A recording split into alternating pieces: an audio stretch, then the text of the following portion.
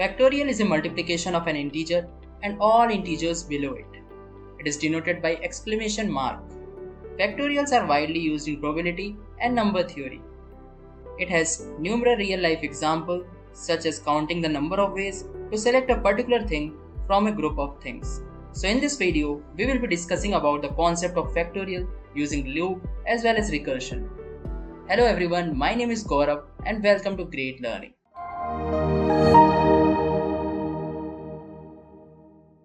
If you haven't subscribed to our channel yet, I want to request you to hit the subscribe button and turn on the notification bell so that you don't miss out any new updates or video releases from Great Learning. If you enjoy this video, show us some love and like this video. Knowledge increases by sharing, so make sure you share this video with your friends and colleagues. Make sure to comment on the video, any queries or suggestions, and I will also respond to your comments. So, what is factorial? As I already told you in formal definition that it is a multiplication of an integer and all integers below it. Now we will see about the formula about factorials. So here we are having the formula for factorials. That is nothing. Z factorial is equal to z into z minus 1, z minus 2, and it will go up to 1. Now let's take an example of 5. Suppose if you want to calculate the factorial of 5, so I will write like this, or even I can also write like this. So factorial 5 is equal to 5 factorial. Now I want to calculate 5 factorial, so I will write 5. Here as you can see the formula z, and then z minus 1, that is 5 minus 1 will be 4 into 3 into 2 into 1. So if I multiply all this, then it will be 5 into 4 20, 20 into 3 60, 60 into 2 120. So 5 factorial is 120. This is the way to calculate factorial. Now you might have a doubt that what is the factorial of 0. So factorial of 0 is 1 and factorial of 1 is also 1. Also please keep in mind that factorial can't be negative. Okay, so it must have a positive value and it must be an integer. So we are having two frequently approaches to code factorial programming. The first one is the factorial using loop and the another one is the factorial using recursion. So let's see factorial using loop. So before calculating the factorial using loop, we will be getting the idea about what is for loop. So let's create a for loop. So for creating for loop, I will write first for, and then we are having three stages to create a for loop. The first part is the initialization, second one is the condition, and third one is the updation. So let's suppose that here I am declaring an integer I and I am initializing it to the 0. So this is my first part of the loop. Second part, I am giving the condition. Let's suppose I is less than 5, and the third is the updation. I am giving it increment I plus plus, and inside this loop there will be a statement, right? So here I will write that printf, and then I'll write %d, and then I will write I. Okay, so now let's see how this loop exactly works. So the first part is I equal to 0. It will check the condition. So 0 is less than 5, right? So here it will print the value I0. Why I am using here %d? Because here the %d will take the I value. So if I am using here float value, then it will be %f. Similarly for character, it will be a %c. But here I am using integer, so I am here writing %d. So we were seeing the working of loop. So as I told you, the first step will be I equal to 0. After that 0 less than 5, right? So it will print here 0. After that it will go for update. Now the new value of I will be 1. Now is 1 less than 5? Yeah, the condition is still true. Then again it will print 1. After that it will go again for update. New I value will be 2. 2 less than 5. It will print 2. Again for update we'll get new I value 3. 3 less than 5. We'll get 3. Similarly it will go for update. Now new value of I will be 4. 4 less than 5. Again we are getting 4. Now once we are getting the value 4, if it is going for update, then 4 plus 1 5, right? Now we will check the condition. Is 5 less than 5? Is this condition is true? No. this condition is wrong. So my loop will end from here. So there will be no execution once the condition is wrong and loop will be end. Now coming to here, we'll see how to calculate the factorial using for loop. So what I have done here, I have declared an integer n. Why? Because you have to give a value. Suppose that if you want to calculate the factorial of 6, then you have to provide a number, right? So let's say here I have declared a integer n, which name is number, right?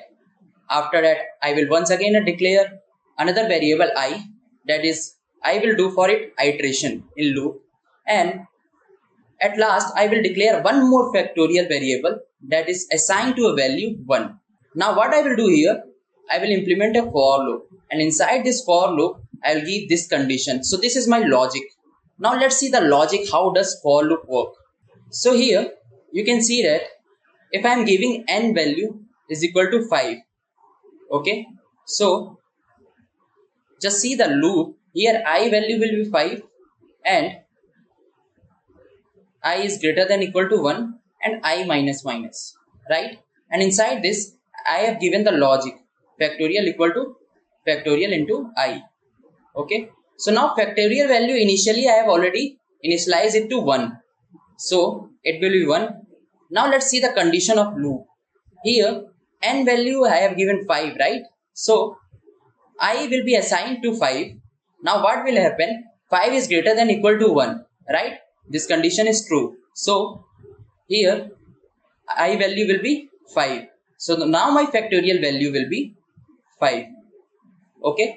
Now my I value is 5. Now it will go for the decrement. So 5 minus 1 will be 4, right? Again, is 4 greater than equal to 1? Yeah. So it will print me 4. So now if I am again jumping to this condition, so my new value will be factorial value was 5 and I value was 4. So I will get 20 this time, right? Now again it will go for the decrement. Then I value will be 3. Is 3 greater than equal to 1? Yeah. So once again it will print. So my factorial value was 20 and I value will be 3. Once again it will go for updation. So for updation, 3 minus 1 will be 2. 2 greater than equal to 1? Yes. So again my value will be, that is 20 into 3 factorial value was 60. So 60 into 2, 120, right? Now my I value is 2. Once again it will go for update. So 2 minus 1 is 1. So now it will again check the condition. Is 1 greater than equal to 1? Yes, 1 is equal to 1. So again it will multiply with here. So if we will see the statement, then factorial value is 120 and I value is 1. So new factorial value is 120. Now here I am getting the I value 1. Again it will go for update. The new value of I will be 0. Is 0 greater than equal to 1? No. So our loop will end here. And the factorial value that we will be getting is 120. So this was all about the idea about factorial using loop. Now let's see the practical example. So let's start with the coding part. I will write here hashtag include stdio.h.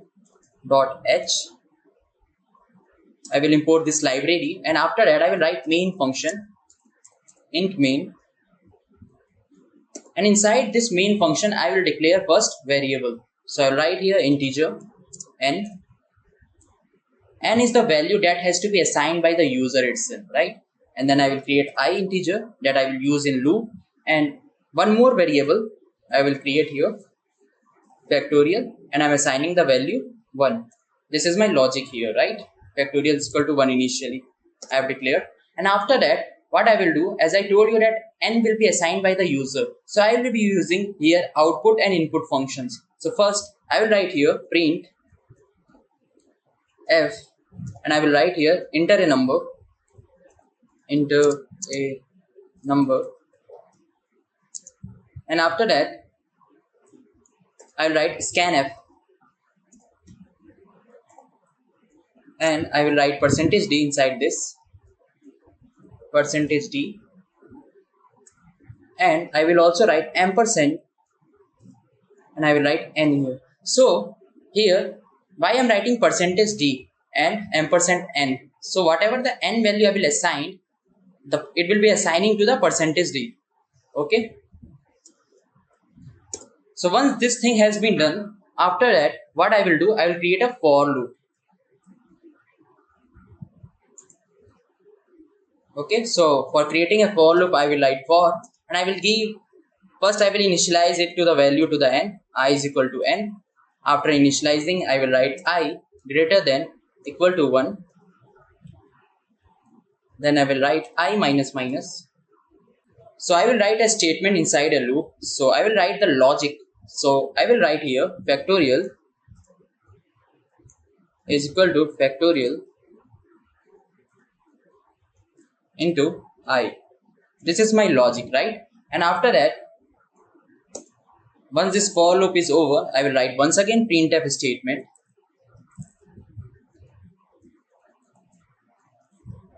And I will write, so inside printf statement, I will write the factorial of percentage d is percentage d, and then I will write here n, and then I will write here factorial. So here you can see that I am writing 2 times percentage d. So the first one is for the n value, and the another percentage d is for the factorial value. So let's suppose if I am giving n value will be equal to 5, then this 5 will assign here, and whatever the factorial value I am getting, it will assign to here. Okay, after that I will write here this. Let me execute this, and on execution it is asking me to enter a number. So let me give the number as 6. So if I'm writing here you can see that I'm getting the factorial of 6 is 720. So this was all about factorial using loop. Now we will be seeing the factorial using recursion. But before that, we have to understand the concept of recursion, that what is recursion. So here, as you see in the formal definition, it is written that function calling itself is known as recursion. Now let's understand the logic of recursion. Suppose that here I am having my function, let's say void print. This is my function name, and inside this function I am printing, let's say Gaurav, and after that I am creating main method, and inside this main method I am calling my function. Okay, so as you know that execution will start from main function. So here I am calling my method, that is my function. So if I am calling my function here, it will print Gaurav. So this is a normal flow, right?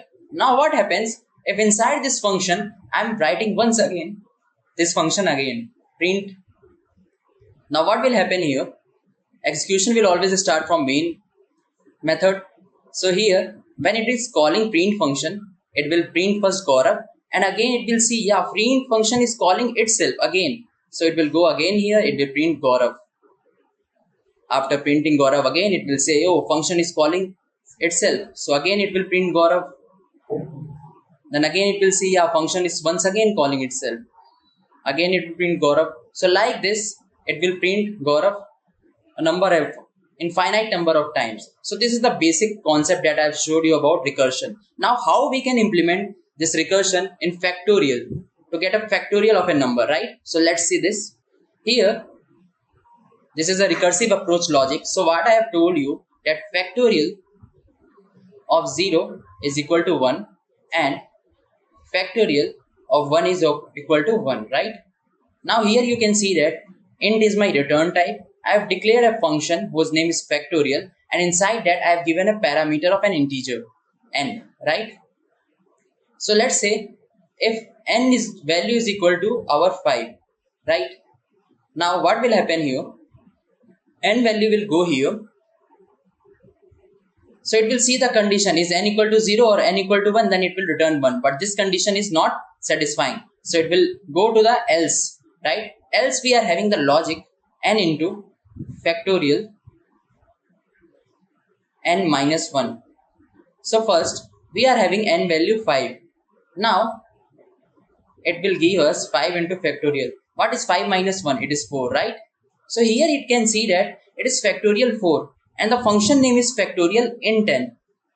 So that means recursion is happening once again. So this 4 value will jump here and now it will check the condition. This condition is not satisfying. Once again it will go here. So it will see, oh, again return n into factorial n minus 1. So what the n value that we are having? We are having 4 here and factorial n minus 1, that is 3. Again it will check, oh, factorial 3, function is calling again itself. So 3 will go here. Again it will see, so the new value we will getting 3 into factorial 2.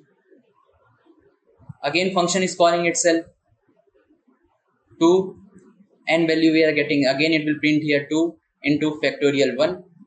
2 minus 1 is 1. Again it will go 1. So once n value is 1 here, it will see, oh, n is equal to 0 and n equal to 1, right? So it will return the value as 1. So it will return the value as 1. So here we are getting the new value as 1. Now if you multiply it, 5 into 4, that is 20, 20 into 3, 60, 60 into 2, 120. So we are getting the factorial value as 120. So this was the logic, right? Using recursion. Now let's see in a practical to get more clarity that how we can define a function and then inside that function how we can implement recursion using factorial. So now let's see the coding with recursion. So I will write here hashtag include stdio.h. This is my preprocess command or library, and then after that I will create my main function, and inside my main function I will create an integer n. Why I am creating an integer n? So that we can assign a value from user. So to assign a value from user, I will use here input and output. So first I will write here printf. I'll write enter a number,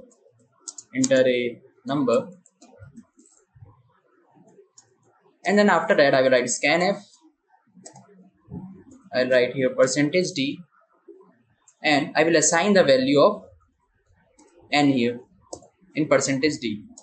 So this was all about my output and input, right? Now what I have to do, after this I have to create a function. So for creating a function in C, we are having 3 steps. First, to declare or initialize it. Second, we have to define it, and then third, we have to call the function. So let me initialize the function. So I will write here, let's say return type is int and function name is factorial, and inside this I will give an int parameter, integer parameter. Now this was my declaration or initialization part of function. After this I will define a function. So for defining function I will write here int, I write factorial, and then I will write int, and inside this I will give the parameter. So which parameter should I give? As I told you, the n value that has to be assigned or that has to be given by user itself, right? So I will write the parameter here n.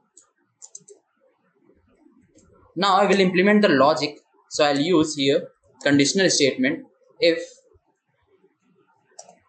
n is equal to 0 or n is equal to 1, then we will implement the logic return 1, or else we'll write here return n into factorial n minus 1. So this is my logic of recursion. So I have defined my function here. Now I have to recall it function. I have to want to call it. So as you know that execution will always be start from main method. So I will write inside a main method, I'll write printf, and I will write here the factorial of %d is %d, and then I will write n, the value that has to be given by user, and the factorial, and inside this factorial I will write n parameter, right? So let's understand the logic here. Initially, what I have done here, I'll give the n value, let's suppose 5, right? So it will print first enter a number and then it will assign the value n equal to 5. Now, here it will print the factorial of this percentage d is assigned to n and this another percentage is assigned to factorial n. So it will print here the factorial of 5 is factorial of 5. So here factorial of 5 instead of n, the value will be 5. So n equal to 5 will be implemented and now again the same logic will be performing here. Now let me execute this. So if I'm writing here enter a number, I'm writing here 5, then you can see that the factorial of 5 is 120 that we are getting. Okay, so this was all about the factorial using recursion. If you haven't subscribed to our channel yet, I want to request you to hit the subscribe button and turn on the notification bell so that you don't miss out any new updates or video releases from Great Learning. If you enjoy this video, show us some love and like this video. Knowledge increases by sharing, so make sure you share this video with your friends and colleagues. Make sure to comment on the video any queries or suggestions and I will also respond to your comments.